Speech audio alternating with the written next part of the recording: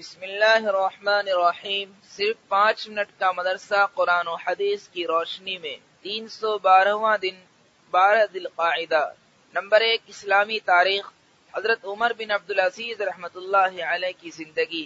حضرت عمر بن عبدالعزیز رحمۃ اللہ علیہ خلافت سنبھالنے کے بعد سچائی میں حضرت ابو بکر صدیق رضی اللہ عنہ، عدل و انصاف میں حضرت عمر رضی اللہ عنہ، حیا اور پاک دامنی میں حضرت عثمان غنی رضی اللہ عنہ، اور زہد و تقوی میں حضرت علی رضی اللہ عنہ کا نمونہ بن گئے تھے۔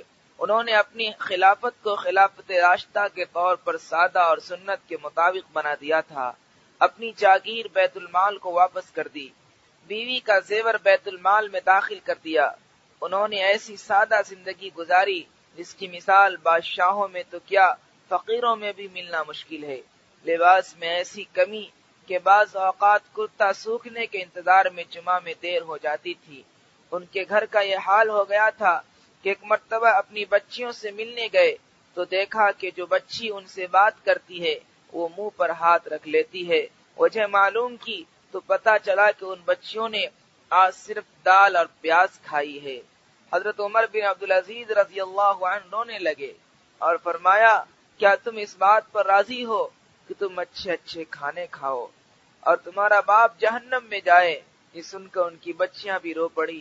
حضرت عمر بن عبدالعزیز رحمۃ اللہ علیہ اپنے زمانے میں سب سے بڑی سلطنت کے مالک ہونے کے باوجود خود ان کے پاس ذاتی پیسہ اتنا نہ تھا کہ حج کر سکیں۔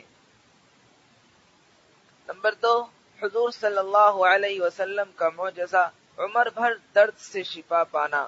حضرت صاحب رضی اللہ عنہ کہتے ہیں کہ میرے بدن میں درد کی شکایت تھی تو مجھ کو میری خالہ آپ صلی اللہ علیہ وسلم کی خدمت میں لے گئی۔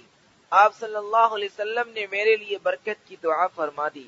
راوی کہتے ہیں میں نے صاحب کو 94 سال کی عمر میں بالکل اچھا دیکھا۔ وہ کہتے تھے کہ مجھے جو کچھ فیض پہنچا ہے وہ آپ صلی اللہ علیہ وسلم کی دعا کی برکت سے۔ نمبر 3، ایک فرض کے بارے میں، صلہ رحمی کرنا۔ قرآن میں اللہ تعالیٰ فرماتا ہے، جو لوگ اللہ کے عہد کو توڑتے ہیں، اس کو مضبوط کر لینے کے بعد اور ان تعلقات کو توڑتے ہیں جن کے جوڑنے کا اللہ تعالیٰ نے حکم دیا ہے اور زمین میں فساد مچاتے ہیں، یہی لوگ نقصان اٹھانے والے ہیں۔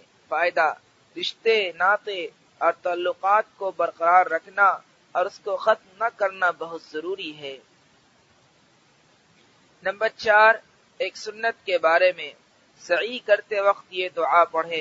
رسول اللہ صلی اللہ علیہ وسلم سعی کرتے ہوئے یہ دعا پڑھتے تھے، اللہم اغفر وارحم وانت الاعز الاکرم۔ اے اللہ میری مغفرت فرما اور مجھ پر رحم فرما، تو ہی عزت اور رحم و کرم کا مالک ہے۔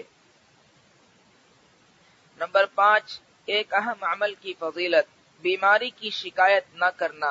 رسول اللہ صلی اللہ علیہ وسلم نے فرمایا، اللہ تعالیٰ فرماتا ہے کہ میں جب اپنے مومن بندے کو بیماری میں مبتلا کرتا ہوں اور وہ اپنی عیادت کرنے والوں سے میری شکایت نہیں کرتا تو میں اس کو اپنی قید یعنی بیماری سے نجات دے دیتا ہوں اور پھر اس کے گوشت کو اس سے عمدہ گوشت اور اس کے خون کو عمدہ خون سے بدل دیتا ہوں کہ نئے سرے سے عمل کرے۔ نمبر 6، ایک گناہ کے بارے میں، غیر اللہ کو معبود بنانا۔ قرآن میں اللہ تعالیٰ فرماتا ہے، ان لوگوں نے خدا تعالیٰ کو چھوڑ کر اور معبود بنا لیے ہیں اس امید پر کہ ان کی مدد کر دی جائے گی۔ وہ ان کی کچھ مدد کر ہی نہیں سکتے بلکہ وہ ان لوگوں کے حق میں فریق مخالف بن کر حاضر کیے جائیں گے۔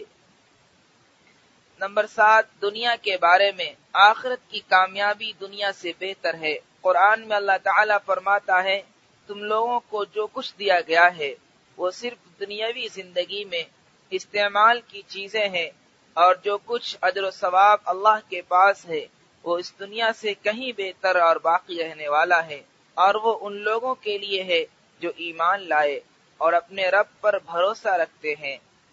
نمبر 8، آخرت کے بارے میں، قبر کے بارے میں، رسول اللہ صلی اللہ علیہ وسلم نے فرمایا، قبر یا تو جنت کے باغوں میں سے ایک باغ ہے یا جہنم کے گڑھوں میں سے ایک گڑھا ہے۔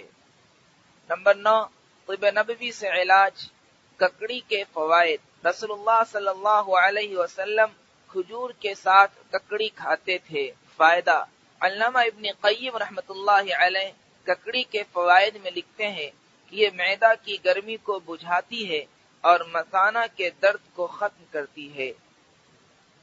نمبر 10، نبی صلی اللہ علیہ وسلم کی نصیحت۔ رسول اللہ صلی اللہ علیہ وسلم نے فرمایا، کنجوسی سے بچو، کیونکہ تم سے پہلی قومیں اسی کنجوسی کی وجہ سے تباہ ہوئی۔